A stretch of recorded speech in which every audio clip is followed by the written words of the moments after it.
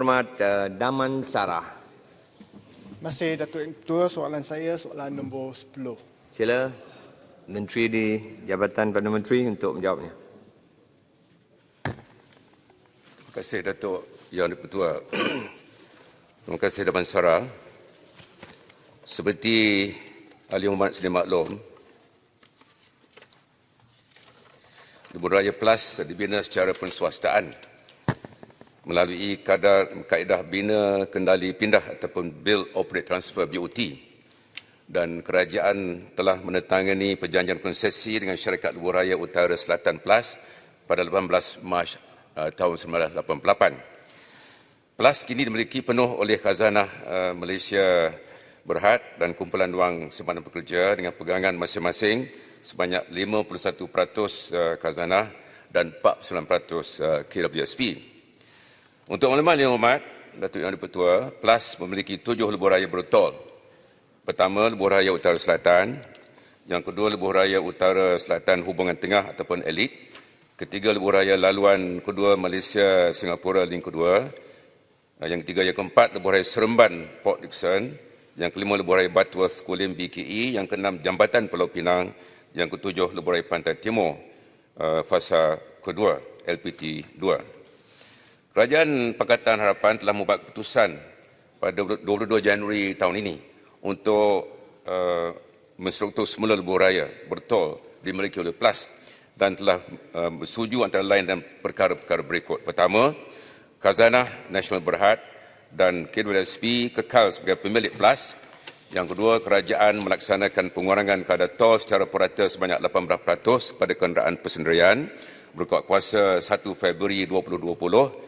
Tetapi yang ketiga, tempoh konsesi Plus akan dilanjutkan selama 20 tahun dari tahun 2038 sehingga 2058, manakala tempoh konsesi LPT 2 dilanjutkan sehingga 2054. Datuk Yang di-Pertua, buat masa ini semua pengguna lebuh raya milik Plus kecuali kelas 2 dan 3 telah menikmati diskaun kadar tol secara purata sebanyak 18%. Mengikut anggaran kerajaan terdahulu, pemberian diskaun ini dijangka akan memberikan penyematan sehingga kira-kira 1,130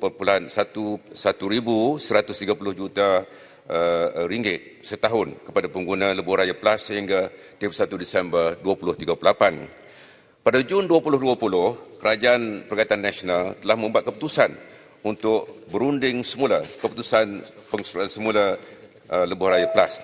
Antara perkara yang sedang diteliti oleh kerajaan adalah kaedah pelaksanaan pengstrukturan Plus dengan mengambil kira beberapa kepentingan, termasuklah kepentingan kerajaan persekutuan, kepentingan rakyat Malaysia, kepentingan Khazanah Nasional, kepentingan KWSP dan kepentingan pemegang sukuk.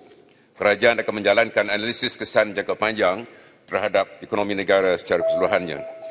Akhir sekali, Datuk Yang Pertua, cadangan struktur semula syarikat Plus dan sedang diteliti oleh beberapa pihak, termasuklah Kementerian Kewangan, Kementerian Kerja Raya dan Unit Kerjasama Awam Swasta UKAS Jabatan Perdana Menteri. Memorandum Jemaah Menteri bersama akan disediakan dalam masa terdekat dan keputusan ianya akan dirujuk kepada Jemaah Menteri dan keputusan akan sewajarnya akan dibuat oleh pihak kerajaan. Terima kasih Datuk Yang di-Pertua. Menteri sila Daman Sarah. Soalan tambahan pertama. Masih Datuk Yang Ketua, masih kepada Yang Perdana Menteri, saya nak tanya, dalam satu penstrukturan semula yang telah pun dibuat oleh kerajaan dahulu, rakyat akan jimat 1.1 bilion seperti apa yang disebut oleh Menteri tadi.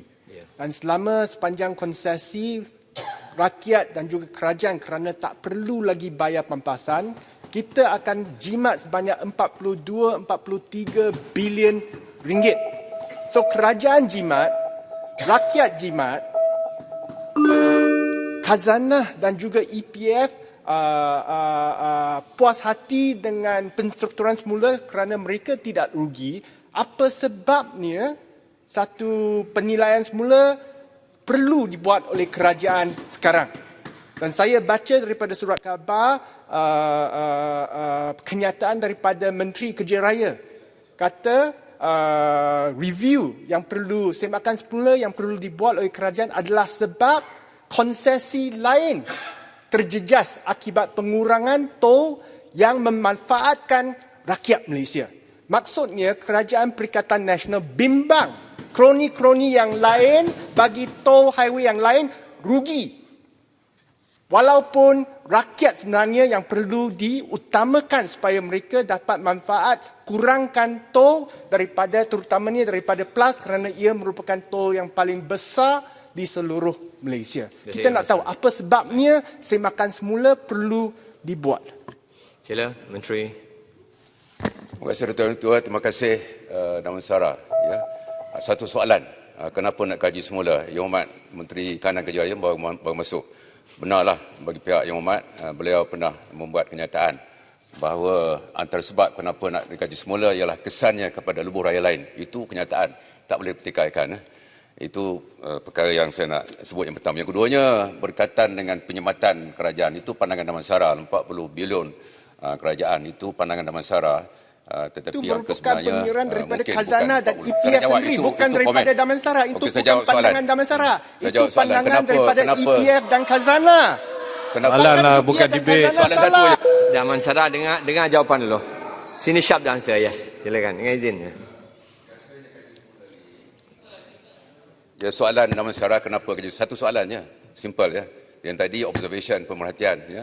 Kenapa kaji semula? Apabila kaji semula biasanya nak buat benda lebih baik lah ya.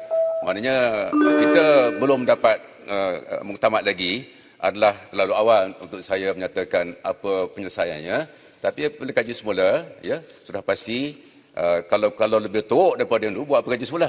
Maka bila kaji semula, penyelesaiannya saya nak nyatakan di sini bahawa insya-Allah ia akan merujuk kepada mungkin terma-terma lebih baik. Tapi apapun, kita tak boleh buat keputusan lagi kerana perkara ini masih lagi dalam perbincangan. Nak maklumkan ahli berhormat bahawa perbincangan di peringkat akhir. Perbincangan ini ialah antara Kementerian Kerja Raya, Yang Hormat Menteri Kanan ada, Kementerian Kewangan dan UKAS di PU ya. Dan kita sebut tadi ada 5 stakeholders ya. Kerajaan Malaysia, rakyat Malaysia, Khazanah, KWSP dan bondholders, pemegang sukuk.